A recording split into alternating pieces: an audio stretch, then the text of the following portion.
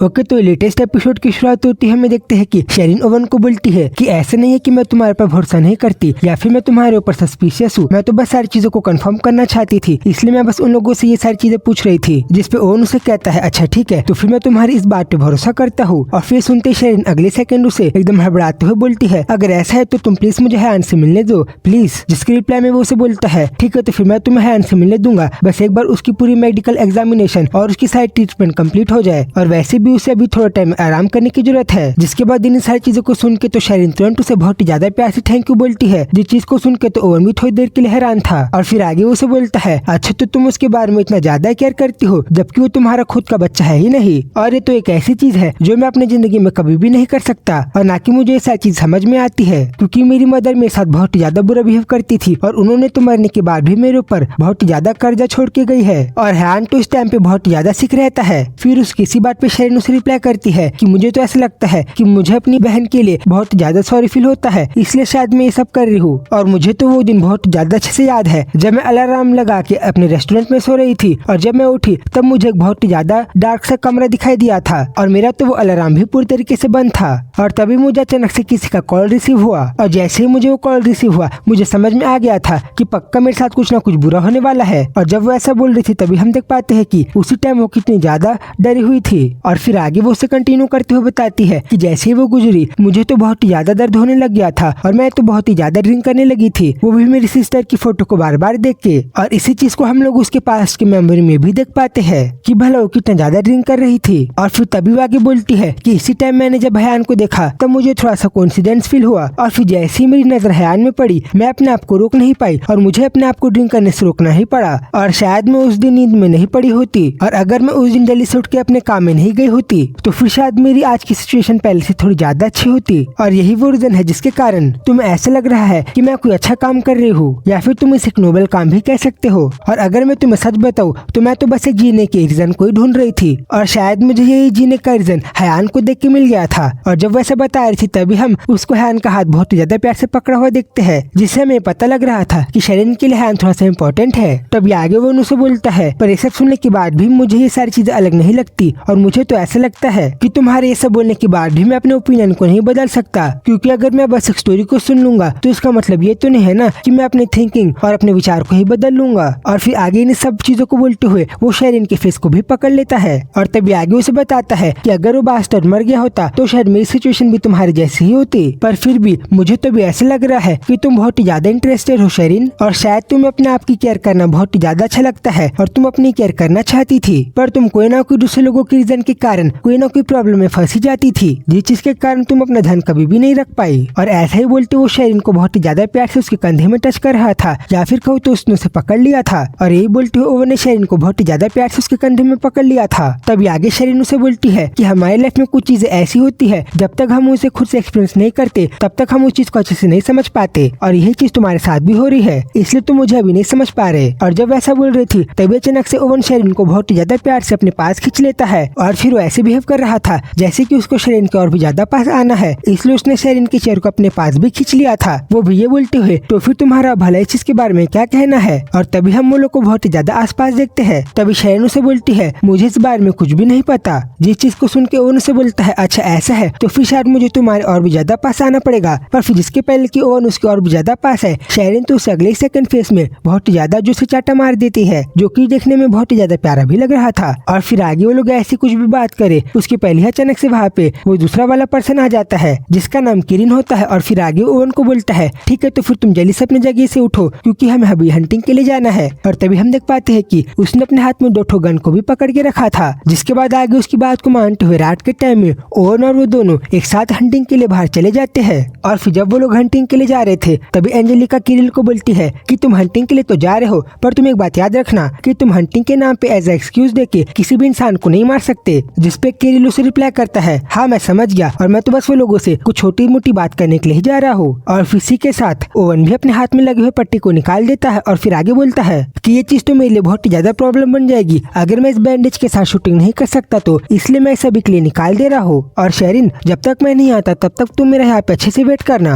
और मैं तुम्हें एक बार बता दे रहा हूँ कि जब मैं तुम्हारे साथ नहीं हूँ तब तुम्हें अपने मुँह से कोई भी अननेसेसरी बात को नहीं बोलना है या फिर कोई फालतू बातों को नहीं करना है। और इसी के साथ आगे हम देखते हैं कि ओवन ने भी किरिल के हाथ से गन को उठा लिया था और फिर आगे इसी के साथ वो दोनों अपने हंटिंग के काम के लिए निकल जाते हैं। जिसके बाद आगे सीन चेंज होता है और हमें कैंप फायर का सीन देखते हैं जहाँ पे बहुत ही ज्यादा अच्छे से चिमनी में आग लगी हुई थी। और फिर आगे एंजेलिका शेरिन को बोलती है कि तुम्हें तो इस बारे में बिल्कुल भी नहीं पता है कि भला वो लोग कितने ज्यादा परसिस्टेंट और कितने ज्यादा हाथ डो के हमारे पीछे पड़े हुए हैं हम दोनों को एकदम ज्यादा अच्छे से पकड़ने के लिए। और हम लोग तो जहाँ भी जाते हैं वो लोग तो हमारा पीछा करते हुए हमें पकड़ने के लिए आ ही जाते हैं। और मैं ही वो थी जिसने कैरिल को सजेस्ट किया था कि हम लोग उस जगह से भाग जाते हैं और यही चीज हमारे लिए बार बार छुपने से अच्छा ही होगा। और अब जब फाइनली बोर्ट ने हमें ढूंढना बंद कर दिया है तब आखिरी में बस उसका ग्रैंडफादर निकोलिया ही बचा है जो कि शायद से कैरिल को अभी भी ढूंढ रहा है और उसके पीछे पड़ा है उसे ढूंढने के लिए। तब इन्हीं सारी चीजों को सुन के शेरिन उसे थोड़ा सा घबराते हुए बोलती है क्या तुम्हारी लाइफ इतना भागने के कारण थोड़ी सी ज्यादा हार्ड नहीं हो गई है? जिस पे एंजेलिका रिप्लाई करती है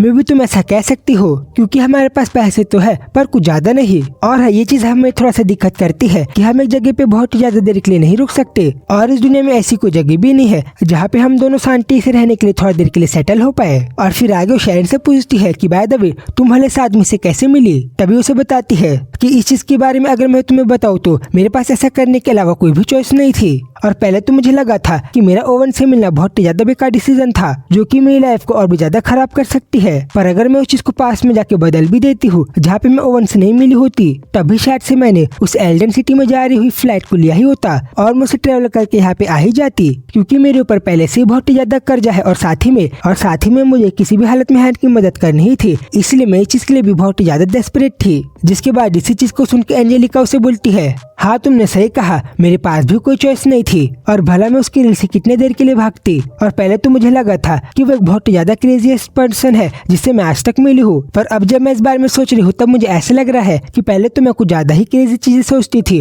क्योंकि ऐसा असलियत में ज्यादा नहीं है। जिसके बाद इसी चीज को सुन के तो शेरिन भी बहुत ही ज्यादा एंजॉय कर रही थी। तभी आगे एंजेलिका वापस से उसे बोलती है शेरिन क्या तुम्हें पता है किरिल तो मेरे से पूरा अपोजिट है पर जब भी मैं उसके साथ रहती हूँ तब मुझे ऐसा फील होता है कि मेरा उसके अलावा इस दुनिया में कोई भी इंसान नहीं है जिसके ऊपर मैं भरोसा कर सकती हूँ या फिर मैं उसके साथ रह सकती हूँ। और मुझे तो तुम्हें देख के ऐसा लग रहा है कि तुम अभी ओवन के लिए इस तरीके से फील नहीं करती तो फिर मैं तुम्हें एक बात अच्छे से बताना चाहती हूँ कि अगर तुम अभी ही उसे छोड़ सकती हो तो तुम मुझे छोड़ दो क्योंकि बाद में तुम्हारी हालत भी मेरी जैसी हो जाएगी। तभी उस किसी बात पे शेरिन उसे बोलती है कि नहीं अभी मैं ऐसा नहीं कर सकती और अभी मैं वापस से टर्न बैक नहीं कर सकती क्योंकि जैसा कि पहले मैंने होप किया था मैं हैन के फादर से मिली थी पर जब मैं उससे मिली थी तब तो मेरा एक्सपीरियंस बहुत ही ज्यादा शॉकिंग था और मुझे बिलीव ही नहीं हो रहा था कि वो सही में ऐसा होगा। और तभी हम एक पास का सीन देखते हैं जहाँ पे हैन के फादर ने शेरिन के साथ कितना ज्यादा बुरी तरीके से बिहेव किया था। और फिर आगे उसे बताती है कि उससे मिलने के बाद तो मुझे ऐसा लगा और तभी मुझे रियलाइज हुआ कि ओवन उसका बायोलॉजिकल फादर बनने के लिए शायद ज्यादा अच्छा होगा ना कि ये बहुत ही ज्यादा बेकार से इंसान। तभी इन्हीं सारी चीजों को सुन के एंजेलिका उसे बोलती है मुझे तो तुम्हारी बात को सुन के ऐसा लग रहा है कि ये ओवन ने तुम्हें बहुत ही ज्यादा अच्छे से फंसा लिया है। तभी आगे शेरिन रिप्लाई करती है नहीं ये तुम सही बात नहीं कह रही हो क्योंकि मैंने तो पहले से खुद अपने मुंह से बोला है और एक्सेप्ट किया है कि मेरे लिए ओवन के साथ सोना ही ज्यादा अच्छा होगा क्योंकि अगर मैंने ऐसा नहीं किया होता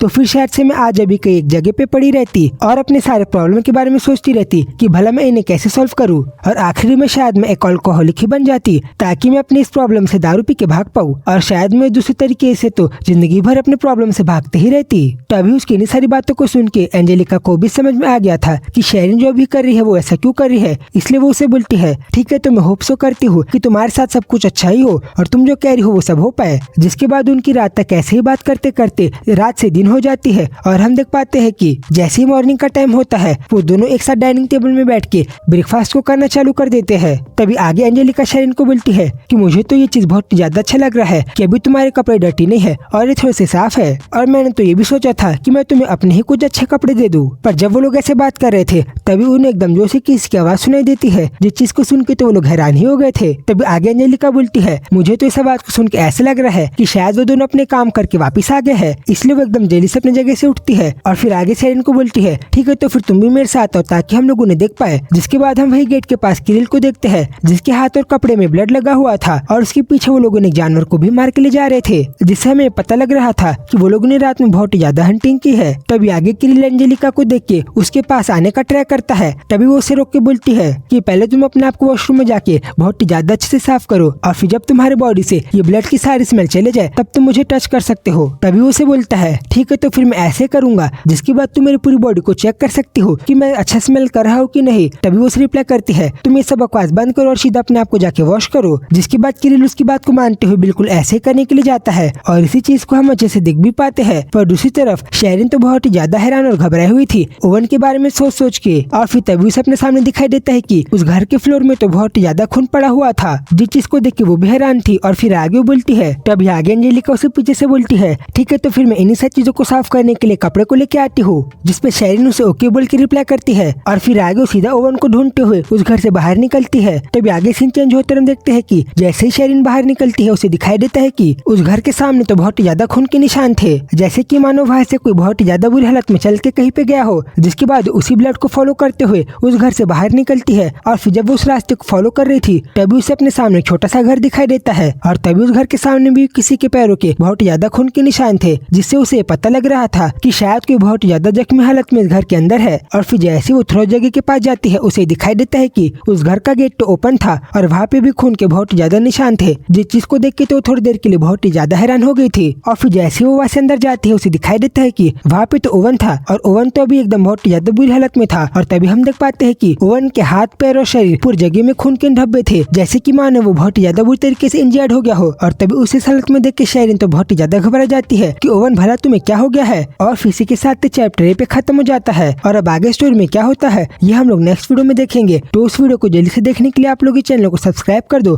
तो फिर जल्दी मिलूंगा उस वीडियो में, तब तक के लिए बाय बाय।